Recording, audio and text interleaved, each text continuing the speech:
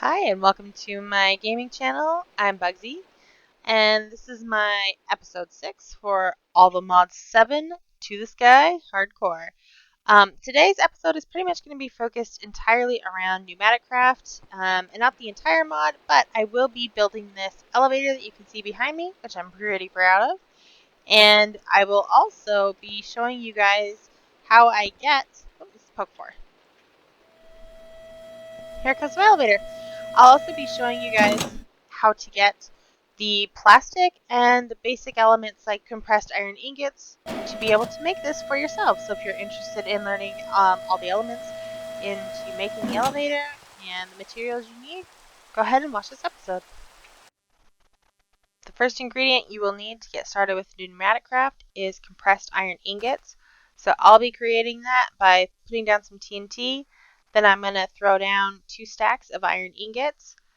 And then I'm going to light my TNT, which is going to cause an explosion. So you can make compressed iron ingots by exploding something near them, and then iron will convert. There will be some loss in your iron, so I had 2 full stacks, and now I have got 64, and then I have another stack with 45. So I lost about 19 pieces. The next ingredient you're going to need is crude oil. Now, you can use a bucket and scoop up the crude oil with a bucket and dump it into the tank. I highly recommend, and this isn't necessarily, but I highly recommend this electric pump. You can stick it onto like an energy cube, charge up your electric pump, and it'll have enough charge for you to take it into the Twilight Forest.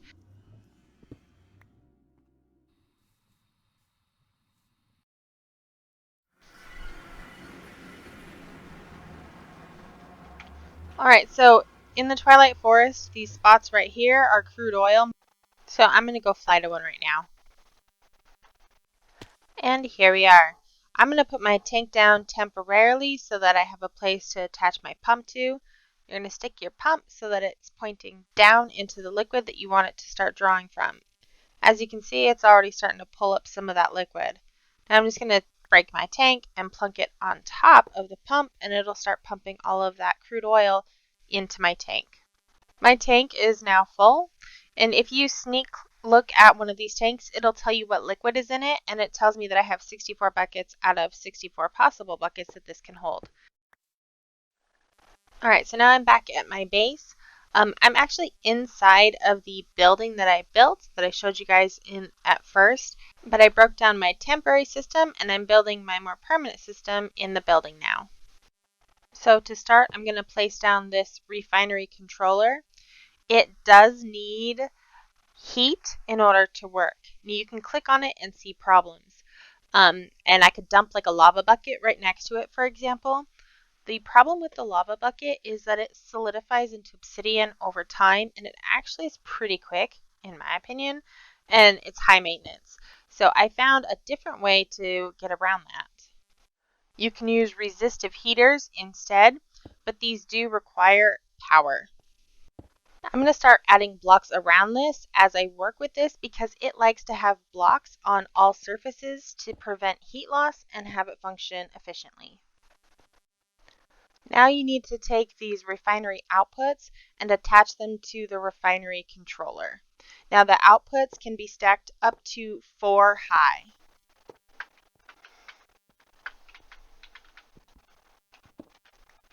So now if I look at this, mine already had a whole bunch of crude oil since I'd made oil to make my plastic originally, and I just broke it all down so I could move it to its new home. Alright, so now it's getting heat, and we can come over here and look at what the problems are. And it's going to tell you right away if you have too many block faces that are exposed to air. So what you got to do is come and cover those up so they're not exposed to the air anymore. Now I'm going to check and see where I'm at with my refinery. My temperature was only at 72, and then I still have one of 24 block faces that are exposed to the air. So it's actually this section right here. But I wanted to show you guys this because if we go and grab a fluid pipe, for example, as long as one of the faces has anything covering it, even a pipe, it's going to then recognize it as though that block face is covered. So that's super important for like the maintenance of the machine because you'll want to be piping out fluids as you go. And now if we look at this, my temperature is still a problem. That was actually user error on my part. I put down the power, I attached the power actually incorrectly to the resistive heater. So I'll fix that in a second. But first I want to add my crude oil to this setup. I'll just pipe it straight in.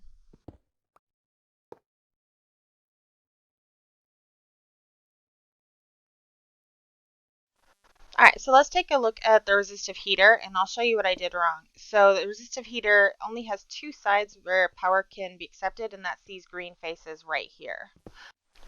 Alright, so now I've got it hooked up so that each resistive heater is touching the controller, and then you can use one flux point to power both of these if they're facing the right direction.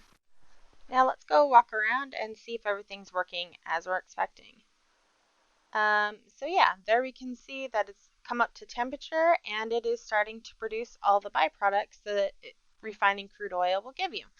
What I'm really interested in is this LPG right here. This is what we're going to use to make plastic. My LPG is on the top, so I'm going to break the block behind it, throw on some fluid pipes, and that way I can start piping this out to the next step. Next, we're going to need this thermal-pneumatic processing plant. So this is what will process the LPG and turn it into molten plastic. So if I look up molten plastic, I'll just show you guys right here. And then we click on our thermal-pneumatic processing plant or processing unit. We can click on this one's biodiesel, which you can also use. We're using the LPG, so LPG, and then it also will require coal, and that's going to produce molten plastic. Alright, the processing plant also needs heat, so I'm going to use another resistive heater, plunk that down there, put down my processing plant, and then additionally the processing plant needs pressure. So I'm going to add on a pressure pipe, and then I'm going to throw on the air compressor. Now, the air compressor and this pipe, so the pipe has a max capacity of 5 bars. So if the air compressor goes beyond 5 bars, either the air compressor will blow or the pipe will blow. So I put in this security upgrade because what that does is if the air compressor goes into the red and it goes beyond the 5 bars of pressure, the security upgrade will vent the excess pressure so that it keeps this from exploding. Alright, now I'm just going to finish hooking up my fluid pipes so that my LPG will start being pushed to the thermopneumatic processing plant. Now if we check it out, it has everything it needs except for it's missing the coal. So I'm going to grab my coal, pop that in there, and now my molten plastic is starting to be made.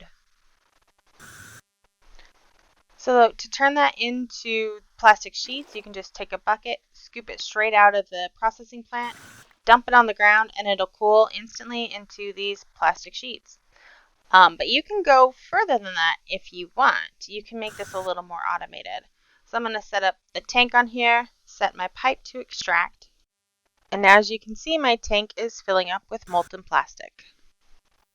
Alright, I'm going to try and go a little faster through this next part because this has already taken longer than I really wanted. So I'm going to put down a chest. I did a PneumaticCraft chest. I don't believe it has to be PneumaticCraft for this to work. So the chest, put a heat frame over that, put vortex tube down next to the chest, turn it so that the blue side faces the chest. This is what's going to be the cold side of the tube. Now this needs pressure to work, so it's going to be pressure tube, air compressor, security upgrade.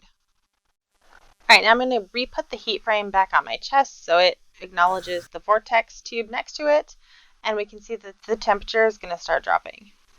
Boom. Alright, so I now have this set up that it's automatically dumping buckets of molten plastic into this chest, cooling them, and then takes the empty bucket and puts it back into here, into the fluid tank. So it'll just keep cycling all by itself now. Alright, so let's look at recipes really quick. To make the elevator that I made, you're going to need elevator bases, which these require that plastic that we just took so much time to make. And then you're going to need elevator frames. These need the compressed iron ingots, and elevator collars. Those also need the plastic. Anyways, now I'm going to jump back in time and get into building my tower. Alright, so as I was getting ready to build, I got a little distracted. Check this out!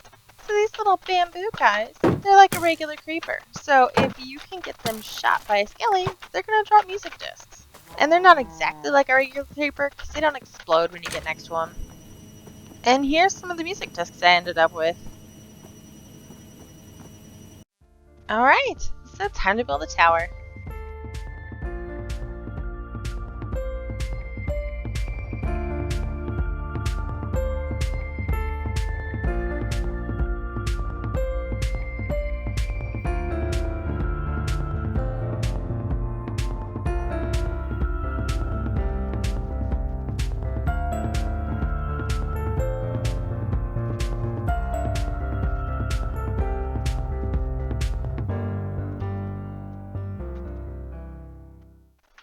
Alright, my building is as done as it's going to be for right now. I'm going to kind of grow the rest of it and the decorations on the outside of it to kind of fit the rooms that I make. I think that's my plan, at least.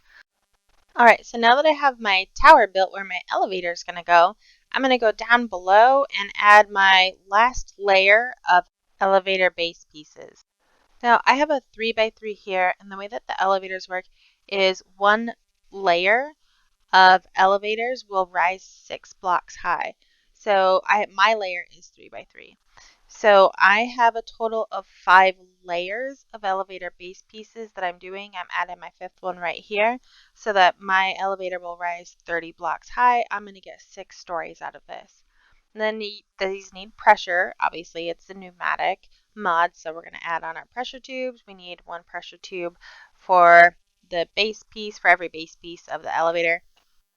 Alright, I want to build a little platform under here for my air compressor to sit on. Oh, that's not centered. Let's move this over here. Get rid of these ones. Yeah, I like that better. Okay, block in the center, and the air compressor is going to sit on top of this. Okay, and then we need to hook up a pressure tube to our air compressor, just like we do with everything else.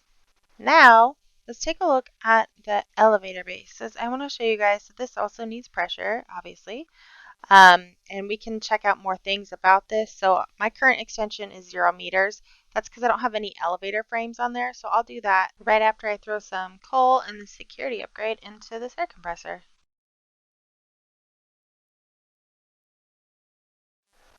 Alright, so let's go up to the tower, and we're going to start by doing our elevator frames. These are pretty simple, but it depends how big you make this. You might need a lot of them. So the idea is you have to have elevator frames on each and every piece of your elevator base, just the top layer. And they have to go all the way up to the top of whatever it is that you're building, or like it has to go at least 30 blocks up in this case, since I want the elevator to go 30 blocks tall. Now these will just keep stacking until they reach, like I built a ceiling, so they'll keep stacking until they reach all the way up to the ceiling for me. So I'll just keep doing this all the way around until I've got elevator pieces or elevator frames for every single one of these. Alright, and then here's my last stack of elevator pieces. Okay, so now if we look at our elevator base again, I can check my status. I can see that my max extension is 30 meters.